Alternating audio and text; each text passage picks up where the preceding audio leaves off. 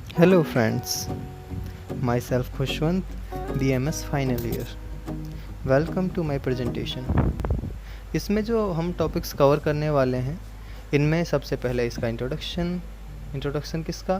Paranasal sinuses का, sinusitis की definition, classification, etiology, risk factors, clinical features, treatment and complications.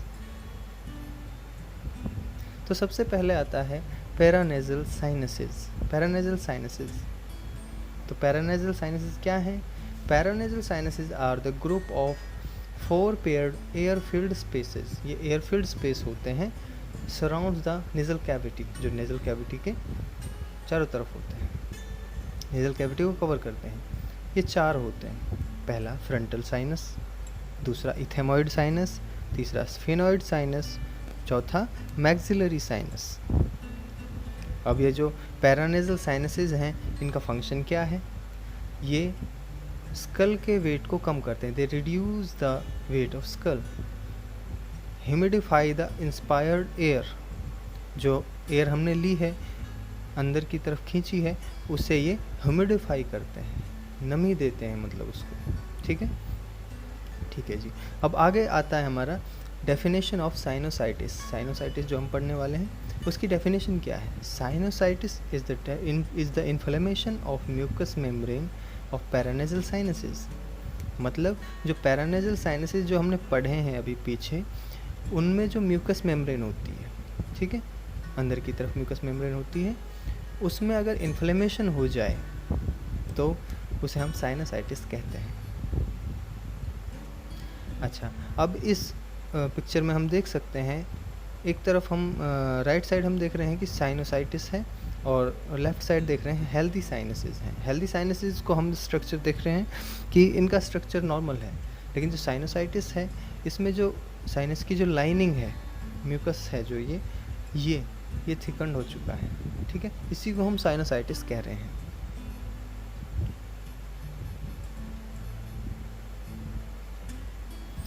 अच्छा, अब आता है इसका classification on the basis of location की डिफॉर्मिटी कहाँ है। ठीक है, अगर वो फ्रंटल साइनस में है तो फ्रंटल साइनोसाइटिस, इथेमॉइड साइनस में है तो इथेमॉइडल साइनोसाइटिस, मैक्सिलरी साइनस में है तो मैक्सिलरी साइनोसाइटिस, और इसी तरह से स्फिनॉइड साइनस में है तो स्फिनॉइडल साइनोसाइटिस। अब आता है on the basis of duration. अब कितने टाइम से है वो? ठीक है, अगर वो 4 वीक से है, ठीक है, मतलब वो 4 वीक तक अगर है तो वो एक्यूट साइनोसाइटिस के अंदर आएगा। अगर वो 4 वीक तक है तो उसे हम एक्यूट साइनोसाइटिस कहेंगे। अगर वो 4 से 12 वीक तक रहता है तो उसे हम सब एक्यूट साइनोसाइटिस कहेंगे, और अगर वो 12 वीक से ज़्यादा तक रहता है तो उसे हम एक्यूट साइनोसाइटिस कहेंगे। अब आती है इसकी इटियोलॉजी, मतलब इसके कारण क्या हैं। तो सबसे पहला है वायरल इन्फेक्शन। 90% ऑफ साइनोसाइटिस में वायरल इन्फेक्शन ही होता है, जैसे कि राइनो वायरस, कोरोना वायरस, जो कि आजकल बहुत ट्रेंड में है। दूसरा बैक्टीरियाज में स्ट्रेप्टोकोकस, न्यूमोनिया, एचफ्लुएंजा एक्सेट्रा। और आते हैं हमारे पॉल्यूटेंट्स में क्या? केमिकल्स, इरिटेंट्स, ये भी म्यूकस में दिक्कत कर सकते हैं। अब आता है फंजाई का क्या है कि ये रेयरली ही कॉज होता है साइनोसाइटिस का। अब आते हैं इसके रिस्क फैक्टर्स में क्या? Common cold, deviated nasal septum, nasal polyps, dental infection, swimming, smoking या फिर प्रेगनेंसी। अब आते हैं इसके क्लिनिकल फीचर्स। कॉमनली इसमें fever, sore throat, headache, facial pen and pressure. अगर एडवांस केस हो गया है, मतलब ज़्यादा एडवांस हो गया है, ये ज़्यादा पुराना हो गया है या अगली स्टेज में पहुंच गया है, तो इसमें एनोज़मिया हो सकता है। मतलब जो खुशबू आनी होती है, किसी भी तरह की स्मेल नहीं होती, loss of sense of smell, इसी को हम एनोज़मिया कहते हैं। अब आता है नेज़ल कंजेशन क्या है? नेज़ल कंजेशन, नाक में रुकावट हो जाना। डिस्चार्ज फ्रॉम नोज, नाक से डिस्चार्ज होना। हैलिटोसिस, बैड ब्रेथ, सांस से बदबू जो आती है, ठीक है। अब आते हैं sign and symptoms according to classification. पहला, फ्रंटल साइनोसाइटिस। इसमें हम देख सकते हैं पेन इन फोरहेड, ये सिम्टम होता है। इथेमोइडल साइनोसाइटिस, इसमें pain on nasal bridge. Maxillary sinusitis, pain in upper jaw. Sphenoidal sinusitis, pain in occiput, मतलब सिर में पीछे की तरफ पेन होगा।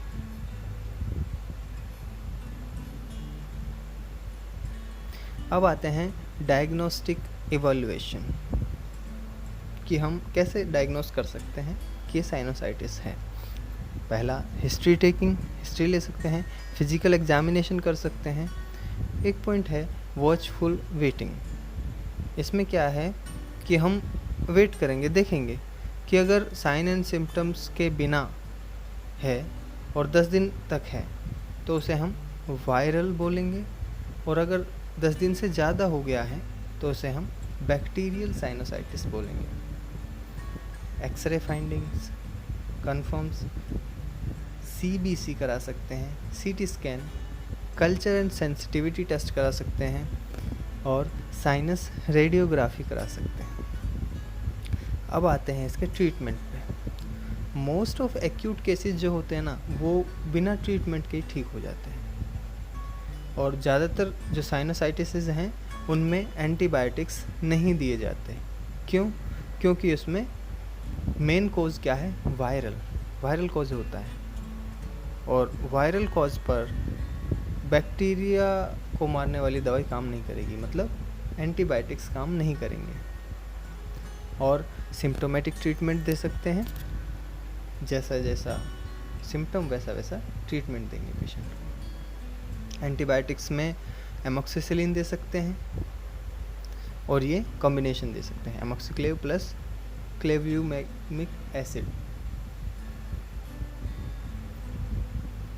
एंटीपायरेटिक्स दे सकते हैं, मतलब टेम्परेचर अगर बढ़े तो एंटीपायरेटिक्स देंगे, जैसे कि पैरासीटामोल।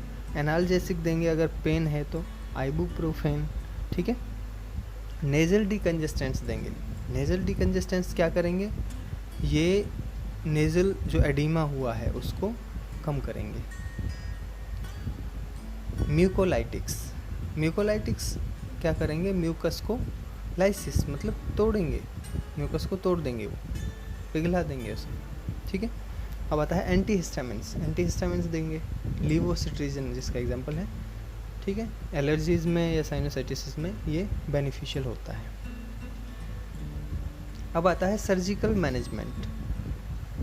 इसमें कई सारी सर्जरीज़ हैं, जिनमें से हम इनमें से एक को एक्सप्लेन भी करेंगे।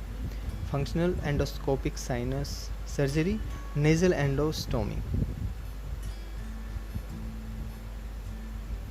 तो ये आती है फंक्शनल एंडोस्कोपिक साइनस सर्जरी। इसमें क्या करते हैं? इसका मेन ऑब्जेक्टिव है कि जो साइनस का वेंटिलेशन है उसको दोबारा से बनाते हैं, दोबारा से एस्टैब्लिश करते हैं, और म्यूकोसिलियरी क्लियरेंस करते हैं। ये एक OPD प्रोसीजर है जो लोकल एनेस्थीसिया के अंदर किया जाता है। प्रोसीजर क्या है, कैसे करते हैं इसे? तो इसे करने के लिए एक छोटा फाइबर ऑप्टिक एंडोस्कोप लेंगे, जिसे हम नेज़ल कैविटी के थ्रू साइनसिस तक पहुंचाएंगे, जिससे वहाँ का विजुअलाइजेशन मिल जाएगा साइनसिस का। तो वहाँ पे हम जो डिजीज्ड टिश्यू है उसको निकाल सकते हैं, और जो एनलार्ज कर सकते हैं साइनस की ओपनिंग को। अब आते हैं पोस्ट ऑपरेटिव। ऑपरेशन के बाद क्या करेंगे? नेज़ल पैकिंग कर देंगे ताकि नेज़ल ब्लीडिंग कम हो सके। अब इस सर्जरी के कुछ कॉम्प्लिकेशंस भी हैं, ये भी हो सकते हैं। नेज़ल ब्लीडिंग हो सकती है, पेन हो सकता है, स्कार फॉर्मेशन हो सकती है। पोस्ट ऑपरेटिव मैनेजमेंट्स क्या करना है ऑपरेशन के बाद कि 24 घंटे तक तो कम से कम ये देखना है कि पेशेंट को कोई नेज़ल ब्लीडिंग तो नहीं है, रेस्पिरेटरी डिस्ट्रेस तो नहीं है, मतलब सांस लेने में पेशेंट को कोई दिक्कत तो नहीं हो रही है, और पेशेंट को बताना है कि जब भी छींक आए तो मुंह खोलना है। ओके, नेक्स्ट, अब इसमें नॉर्मल सैलाइन स्प्रे यूज़ कर सकते हैं 3 दिन के बाद, 3 से 5 दिन के बाद ऑपरेशन के, ताकि जो मिकोजा है वो मॉइस्चर रहे, उसमें नमी बनी रहे, कोई ब्लीडिंग वगैरह ना हो। कॉम्प्लिकेशंस क्या हो सकती हैं साइनोसाइटिस के? इसमें मेनिंजाइटिस हो सकता है। मेनिंजाइटिस मतलब जो ब्रेन और स्पाइनल कॉर्ड है उसकी मेम्ब्रेन में इन्फ्लेमेशन हो जाना। ऑस्टियोमाइलाइटिस मतलब inflammation of bones. Brain abscess, पस फील्ड स्वेलिंग हो जाती है ब्रेन के अंदर, इसी को हम ब्रेन एब्सेस कहते हैं। And at last, thank you.